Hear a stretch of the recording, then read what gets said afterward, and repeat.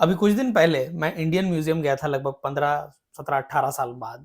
सब कुछ बदला-बदला, मतलब एकदम नया लग रहा था। कई चीज़ें थी जो थोड़ी बहुत मेमोरी में थी। तो सबसे पहले मैं एक गैलरी में घुसा, तो वहाँ पे 1000-2000 बीसी से लेके 1000 एडी तक, ये जो 2-3 साढ़े 3 हज़ार साल जितने सिविलाइजेशंस थे धरती पे, वहाँ के जो रिमेन्स थे, जैसे टी से मैंने क्या नाम बोला था अभी? टेराकोटा। टेराकोटस और सुराही, जो मतलब जो मटके यूज़ होते थे उन सिविलाइजेशंस में, और भी बहुत सारी चीज़ें जो रिमेन्स थी, वो सब एग्ज़ैक्ट वहाँ पे रखी हुई थी। और सबसे तो क्या है, इवोल्यूशन हो, चाहे हिस्ट्री हो, चाहे जो भी इस तरह की, मतलब ये भी इनके जो ऑफशूट्स हैं, वो पढ़ने से ये होता है कि आपके सामने जब 3000 साल पुराना कुछ रखा रहता है, तो ये देख के मतलब इतना आश्चर्य होता है कि ये सच में ये चीज़ थी 3000 साल पहले। ये 3 मतलब अब सोचो, आप कितने साल पहले जन्मे हो? लगभग 20 साल पहले। हाँ। मतलब 2980 साल पहले आपके जन्म से वो चीज़ वैसी ही पड़ी हुई है, और वो अभी आप अभी सामने आप से देख रहे हो। डिस्कवर मतलब कर इट्स सो रहे हो। अमेजिंग, पता नहीं सही वर्ड था कि नहीं। हम्म। इट अम्यूजेस मी। मैंने बहुत कुछ वहाँ पे देखा, और जैसे तक्षशिला जो यूनिवर्सिटी थी, वहाँ पे जो कंडेंसर्स यूज़ किए जाते थे, किसी भी लिक्विड को ठंडा करने के लिए यूज़ किया जाता होगा, उसका मैकेनिक्स क्या था, वो बिल्कुल वहाँ पे अच्छे से डिस्क्राइब किया हुआ था। तो ये देख के भी एक समझ में आता है कि जो तब का जो साइंस था, तब की जो टेक्नोलॉजी थी, वो भी काफ़ी एडवांस्ड थी। फिर वहाँ से निकल के मैं दूसरी गैलरी में गया, जहाँ पे डीएनए का जो डबल हेलिक्स कहते हैं ना उसको, double double helix helix, model. ये बायोलॉजी स्टूडेंट है। बहुत पढ़ाई-लिखाई करती रहती है, और काफ़ी किताब वगैरह भी पढ़ी है, तो मैंने सोचा चलो पॉडकास्ट करते हैं इसके साथ। तो जो डबल हेलिक्स डीएनए का स्ट्रक्चर है, वो सामने से उसका पूरा एक मॉडल टाइप का बना हुआ था, और घूम भी रहा था वो। एक तरफ मोहनजोदारो, और जो वही 2-3 हज़ार साल पुराने जो सिविलाइजेशंस थे, वहाँ के जो कॉइन्स थे, जो मैप्स थे उस समय धरती के अलग-अलग पार्ट्स के, वो सब दिए हुए थे। और एक तरफ ह्यूमन्स, चिंपैंज़ी, गोरिल्ला और मोस्ट प्रोबेबली मंकी, या कोई एक और एनिमल का जो बॉडी स्ट्रक्चर में डिफरेंस है, वो एग्ज़ैक्ट मतलब वहाँ पे शो किया हुआ था। उससे फर्दर ह्यूमन्स कैसे इवॉल्व किए हैं, मतलब ह्यूमन का जो फर्स्ट फॉर्म था ह्यूमन हैबिलिस, फिर human homo erectus. Homo habilis, फिर होमो इरेक्टस, फिर homo neanderthals, neanderthalensis to be very precise, और फिर होमो सेपियंस। और इनका भी जो ब्रेन में डिफरेंस था, जो टूल्स ये बनाते थे, उसमें क्या डिफरेंस था, और कैसे कैसे ये इवॉल्व किए, ये सब चीजें वहां पे दी हुई थी। ह्यूमन इवोल्यूशन की जहां तक बात है ना, मैं एक जगह देख रहा था कि व्हाट मेक्स अस डिफरेंट, क्योंकि मैं टेक्नोलॉजी पे वीडियो बनाता हूँ, तो I was studying about Starlink. Starlink क्या है? इलॉन मस्क का एक कॉन्सेप्ट है, या एक प्रोजेक्ट है। वो क्या कर रहे हैं कि अभी तक जो भी इंटरनेट हमें मिलता है, हमें डिवाइस में, हमारे डिवाइस में, वो मिलता है टावर्स के हेल्प से। वहां से जो कनेक्शन आता है, उससे आप अपने लैपटॉप में, फोन में इंटरनेट चला पाते हो। पर इसके वजह से बहुत बड़ा पॉपुलेशन है अर्थ पे, जिसको अभी तक इंटरनेट का एक्सेस मिला ही नहीं। पर अभी हाल ही में मैं गया था अपनी मौसी के घर पे, तो वहां पे एक जयश्री बोल के एक ये है, मतलब इंडस्ट्री है। उनका पूरा एक बड़ा सा एरिया है, वो वहाँ फैक्ट्री है उनकी, पूरा उसमें टेक्सटाइल की फैक्ट्री है वो। तो मैं और अश्मित, मेरा जो भाई है, हम लोग ऐसे ही उसमें घूम रहे थे कि कहाँ कैसे वो एमोनिया जो बनता होता है, वो सब पूरा वो सब था वहाँ पे। और वो देखते देखते मैं यही सोच रहा था कि ये फैक्ट्री सेटअप की गई है टू प्रोड्यूस समथिंग, और जो प्रोड्यूस होगा वो बिकेगा, and that's how the company will make profit. मेरा एक यूट्यूब चैनल है, और मैं भी एक बिजनेस कर रहा हूँ। एक बिजनेस वो इंसान कर रहा है जो आज से 50 साल 100 साल पहले वो फैक्ट्री सेटअप किया और कुछ सेल करके ही इज मेकिंग प्रॉफिट। एक बिजनेस मैं भी कर रहा हूँ जिसकी कोई फैक्ट्री नहीं है, कोई फिजिकल इंफ्रास्ट्रक्चर नहीं है, और मैं भी कुछ क्रिएट कर रहा हूँ which is reaching out to, which is मतलब जो लोगों तक पहुंच रहा है। ये क्यों हो पाया? ये इंटरनेट की वजह से ही हो पाया। अब इलॉन मस्क ने क्या सोचा कि वर्ल्ड के 50-60% पॉपुलेशन वर्ल्ड की अभी भी ऐसी है जिनके पास इंटरनेट कनेक्टिविटी नहीं है, क्योंकि उतने टावर्स हैं नहीं। अब जब इतने टावर्स हैं नहीं, तो उनके पास वो अपॉर्चुनिटीज भी तो नहीं है जो इंटरनेट होने की वजह से हमारे पास आई है।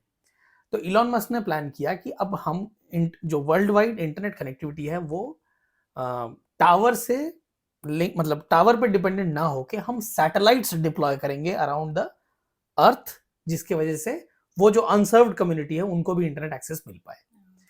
अब जब मैंने ये सोचा, तो मुझे लिटरली इलॉन मस्क के दिमाग पे, मतलब आई वाज सो फैसिनेटेड कि कोई इंसान प्रॉब्लम सॉल्व करने को इस ढंग से, मतलब इस ढंग से कैसे देखता है चीजों को। तो फिर मैंने इंटरनेट के बारे में भी थोड़ा स्टडी किया कि इंटरनेट कैसे हमें कनेक्ट किया है वर्ल्ड वाइड। और इसको देखते ही मेरे दिमाग में सवाल आया कि हम इतने अलग क्यों हैं? जैसे हम लोग अभी दुर्गापुर में बैठे हैं, राइट? तो हम कह रहे हैं इसको दुर्गापुर क्योंकि यहाँ पे जो एरिया है उसको इंसानों ने नाम दे दिया दुर्गापुर।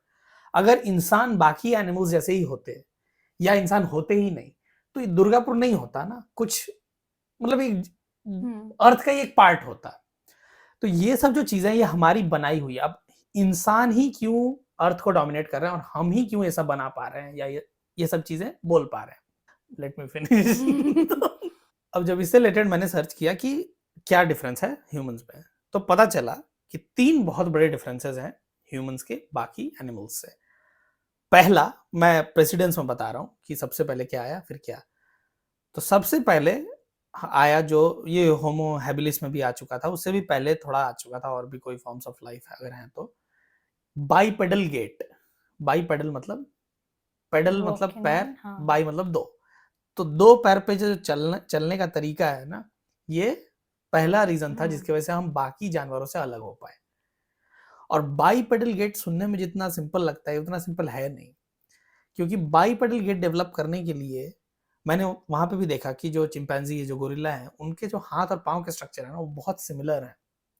इवन तुम डॉग्स एंड कैट्स का भी अगर देखना तो बहुत डिफरेंस नहीं होता है हाथ और पाँव के स्ट्रक्चर में, क्योंकि उनका जो लिम्स हैं वो इस तरीके से बने हुए हैं कि उनके पूरे बॉडी वेट को उन एंड्स को ट्रांसफर करना है अर्थ में। लेकिन जब हम इंसान बने तो हाथ में वो एबिलिटी नहीं है कि वो आपका वेट अब ट्रांसफर कर पाएगा अर्थ में, क्योंकि आप हैंड से अब फ्री हो। तो पैर को उस तरीके से इवोल्यूशन के थ्रू बनाना पड़ा कि हील्स इस तरीके से बने हो कि वो आपका बॉडी वेट ट्रांसफर कर पाए अर्थ में, जिसके वजह से इंसानों का हाथ और पैर का जो स्ट्रक्चर वो बहुत डिफरेंट हो गया।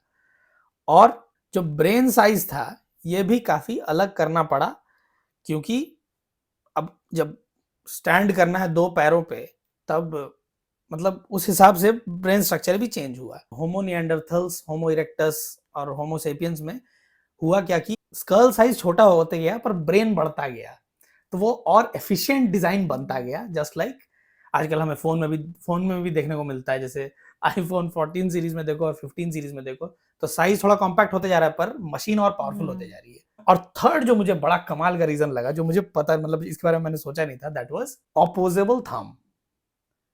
ऑपोजेबल थंब मतलब ये जो हमारा थंब है ना, ये चारों उंगली के ऑपोजिट जा पाता है। और ये रीजन है, मतलब ये जो जॉइंट है मोस्ट प्रोबेबली इस जॉइंट को सैडल जॉइंट कहते हैं। यहाँ पे मसल्स इतने प्रिसाइजली लगे हुए हैं कि हम अपने थंब को left right up down 360 degree में घुमा पाते हैं और अपने चारों उंगली के ऑपोजिट ले जा पाते हैं। और हम 2 पैरों पे तो खड़े ही हैं तो हमारे हाथ फ्री हैं। तो ये जो हमारे हाथों का यूज है ना, इसकी वजह से हम टूल बनाने लगे, और टूल बनाने लगे तो टूल को यूज भी करने लगे, और इस तरीके से हम इवॉल्व किए और अब हम डोमिनेट कर रहे हैं अर्थ को और हम डिफरेंट हो गए बाकी एनिमल्स से। अब आप बोलिए आपको क्या कहना है इस बारे में।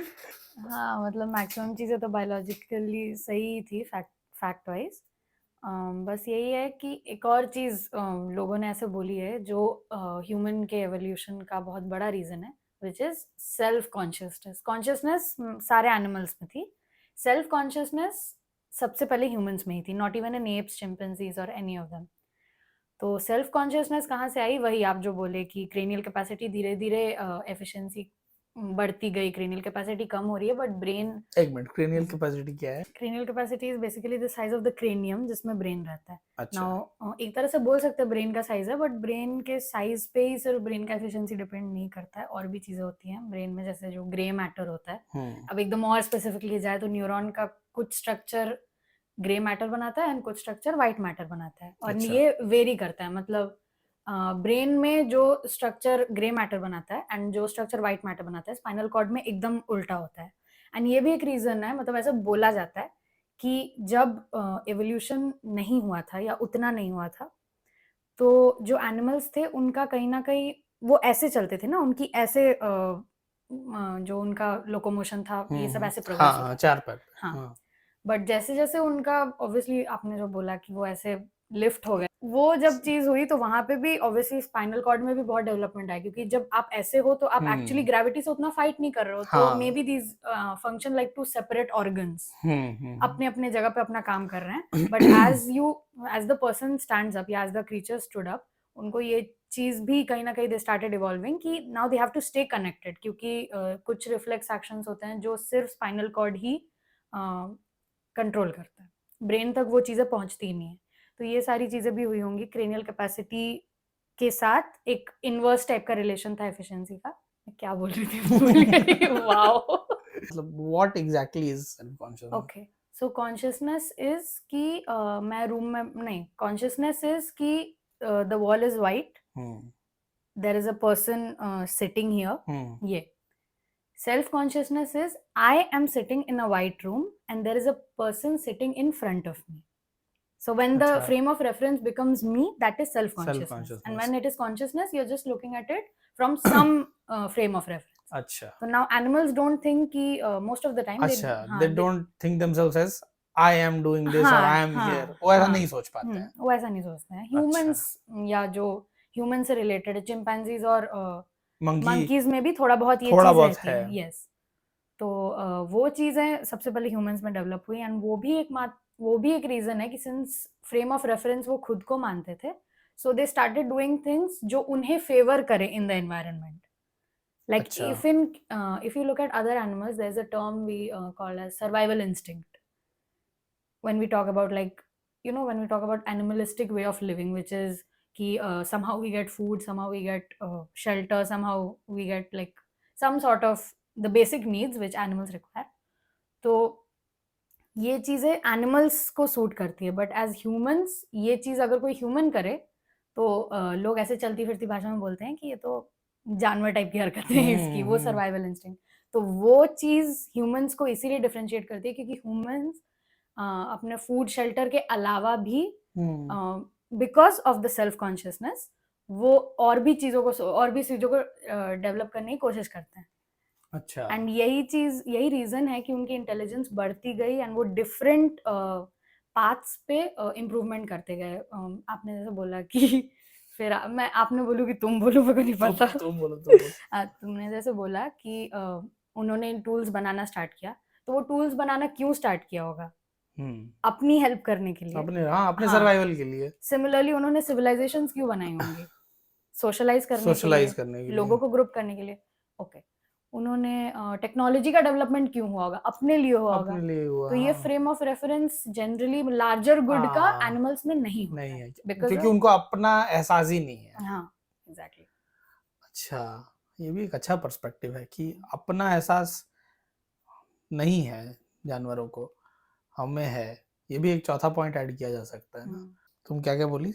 सेल्फ कॉन्शियसनेस और क्रेनियल कैपेसिटी और एफिशिएंसी का इनवर्स रिलेशन. ये था दोस्तों एक छोटा सा चिट चैट सेशन. और भी बहुत सारी चीजें हैं इन चीजों पर बात करने के लिए, पर कल इनका एग्जाम है.